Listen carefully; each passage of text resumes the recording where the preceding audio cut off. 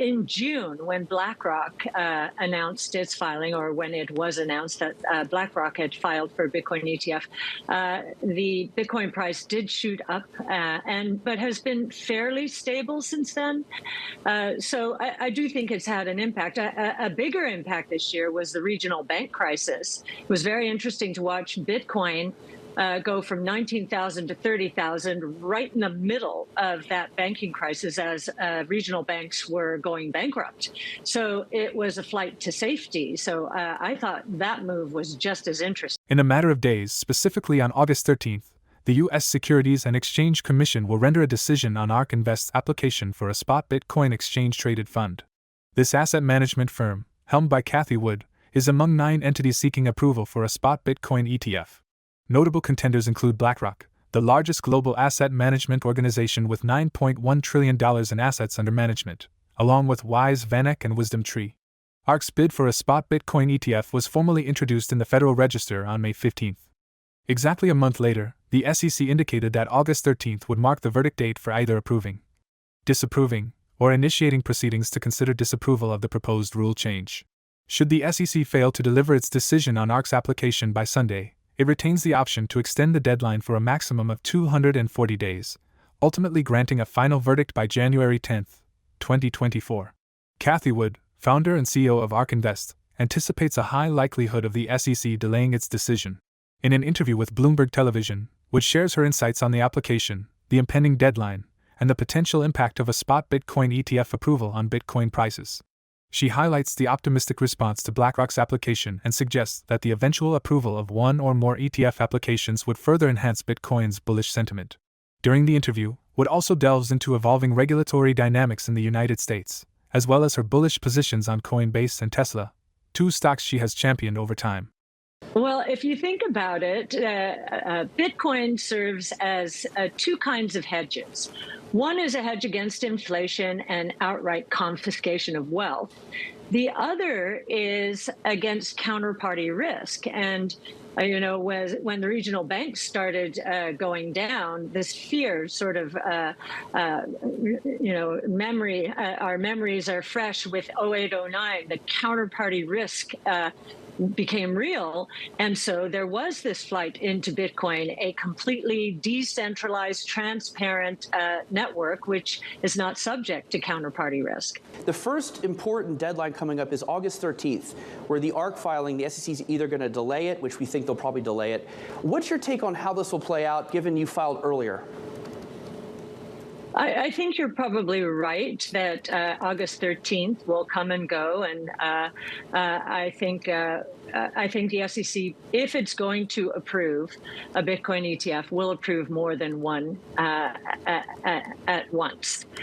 So then, again, because most of these essentially will be the same, and it will come down to marketing, communicating the message. We've been putting out our Bitcoin monthly for the last year. We are now starting a Bitcoin brainstorming session. Our first one we launched last Thursday. So we're trying to get the word out there that our research is deep. And we've been doing it since 2015, when we gained our first exposure to GBTC. We were the first public asset manager to gain exposure to Bitcoin at all in 2015. The 2 other branches of government, the judicial branch and the legislative branch, are giving the SEC pause because the SEC is losing cases in court having to do with its regulations around crypto. That's the first thing. And there are bills that are making their way through the House and are seeing some bipartisan support. So I do believe that Gary Gensler, I guess last week or 10 days ago, said something like, well, I'm not the only one who makes this decision. There are 5 commissioners. Now, of course, we know they're weighted towards the Democrats, 3 Democrats, 2 Republicans. And so one assumes that the way that Gary votes is the way the FCC will vote. But he seemed to be distancing himself a little bit, and so maybe we can take that as a bit of a clue. What I find so interesting still, and this is why we believe that the SEC will lose the grayscale case, how can you approve a Bitcoin futures ETF and not a Bitcoin ETF? And in fact, if you're really thinking about consumer protection, a futures ETF is swap space. So there's counterparty risk there that you would not have with a Bitcoin ETF, which is backed one-to-one with Bitcoin in Coinbase's cold storage. It still confounds me. Cathie Wood is of the belief that the positive influences stemming from the judicial and legislative branches of the United States government are likely to quell the regulators' all-encompassing battle against the cryptocurrency sector. She holds a strong conviction that the SEC will be compelled to grant approval to some of the spot Bitcoin ETF and Ether futures ETF applications on its plate. In recent times, several companies, approximately 6, have resubmitted applications for futures ETFs linked to Ethereum. This resurgence followed their prior withdrawal requests following the SEC's prompting.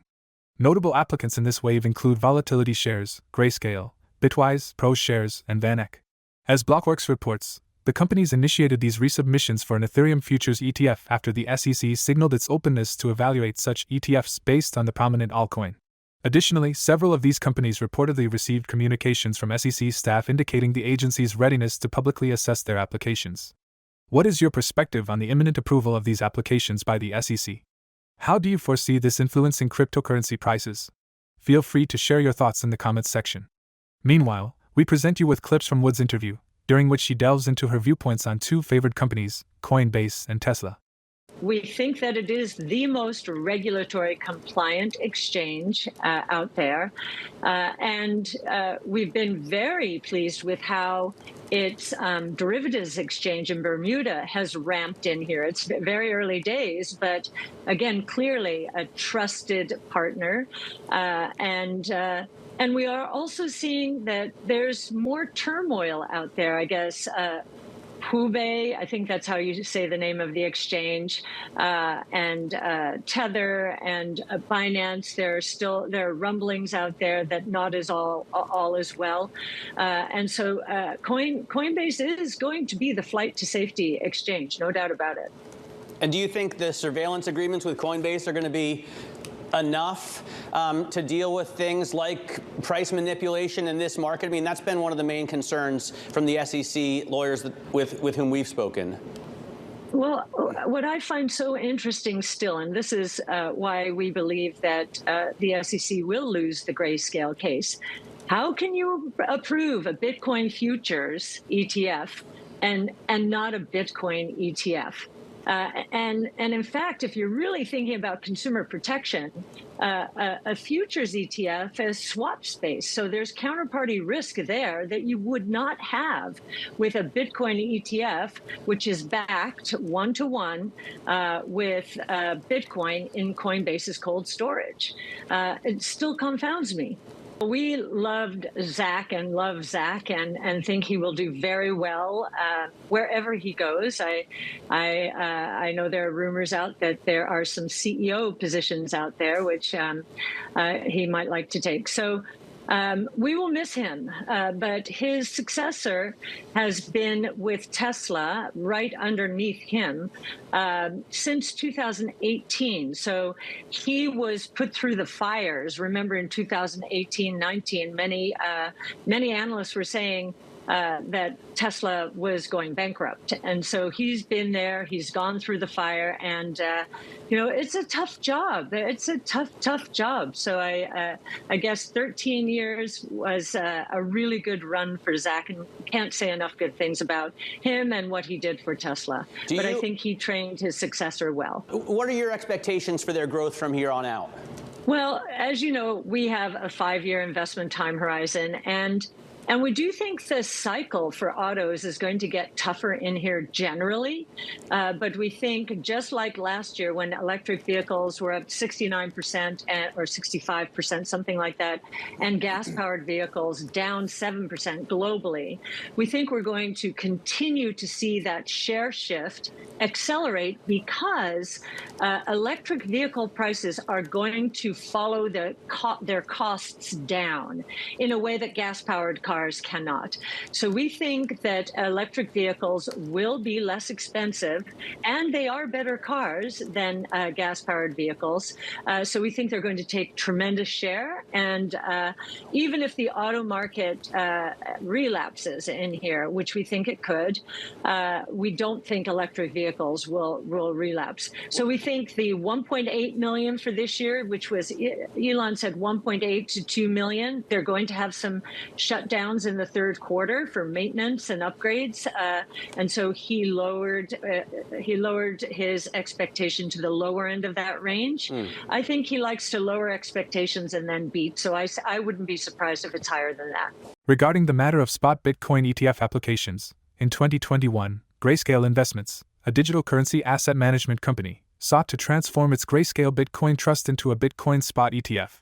However, the SEC turned down the proposal in June, leading to a subsequent lawsuit. Many, including Cathie, would hold the belief that the SEC's legal standing will falter in this lawsuit. During hearings earlier this year, a panel of judges scrutinized the SEC's reasoning behind the rejection, highlighting the inconsistency in the Commission's concerns about market manipulation, as it had approved Bitcoin futures applications. One judge noted that ample information exists about how these markets interplay, questioning the SEC's lack of justification against the petitioner's position. According to Cathie, the chief executive officer of Purpose Investments, which operates the Purpose Bitcoin ETF in Canada since February 2021, the courts will likely compel the SEC to provide comprehensive clarity. Cathie emphasized that through the regulatory and legal process, the SEC will be compelled to furnish precise reasons and substantiate those reasons. If the Commission fails to offer adequate clarity regarding the grounds for not approving the applications, it could potentially be mandated to approve them. This aligns with Wood's conviction that not only one but multiple spot Bitcoin ETF applications could receive approval simultaneously. We encourage you to share your insights, comments, and observations about Wood's Bloomberg interview in the comments section below. For more Daily Dose Crypto news, check out these two awesome videos on your screen. Click now and we will see you on the next video.